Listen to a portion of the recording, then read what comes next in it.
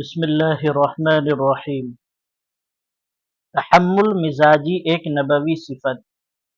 نبی کریم صلی اللہ علیہ وسلم نے صحابہ کرام کے اندر تحمل مزاجی پیدا کی، گویا کہ یہ سمجھا دیا کہ انسان معمولی باتوں پر غصہ نہ کرے، بھڑک نہ اٹھے، بلکہ باہمت بنے، ٹھنڈے دل و دماغ سے سوچے اور پھر مناسب قدم اٹھائے۔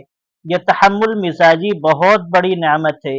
سیدنا حضرت انس رضی اللہ عنہ نبی کریم صلی اللہ علیہ وسلم کی خدمت میں 10 سال رہے اور خدمت کرتے رہے۔ وہ کہتے ہیں کہ 10 سالوں میں اللہ کے نبی صلی اللہ علیہ وسلم نے نہ کبھی ڈانٹا اور نہ کبھی نبی کریم صلی اللہ علیہ وسلم نے برا بھلا کہا۔ حیرت کی بات ہے کہ ایک بچے کی تربیت ہوئی اور زندگی میں کبھی ڈانٹ کا موقع ہی نہیں آیا۔ آج ہمیں دیواروں پر لکھ کر لگانا پڑتا ہے، مار نہیں پیار۔ اللہ کے حبیب صلی اللہ علیہ وسلم نے عملاً کر کے دکھا دیا کہ بچوں کی تربیت ایسے بھی ہوتی ہے، پیار کے ذریعے، محبت کی وجہ سے جو تم چاہو گے تمہارے بچے ویسے ہی بنتے چلے جائیں گے۔ مومن کی دوسری صفات جو جناب نبی کریم صلی اللہ علیہ وسلم نے اپنے صحابہ کرام کو سکھائی وہ مٹھاس ہے۔ نبی کریم صلی اللہ علیہ وسلم نے صحابہ کرام کے اندر ایک دوسرے کے ساتھ محبت و پیار رکھنے کی عادت ڈالی۔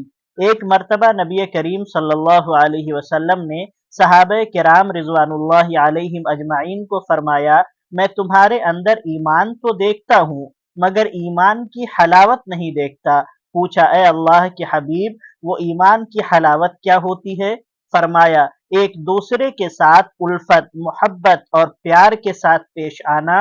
گویا نبی کریم صلی اللہ علیہ وسلم نے بتلا دیا کہ مومن رف اور ٹف نہیں ہوتا، بلکہ فرمایا المؤمن حلو۔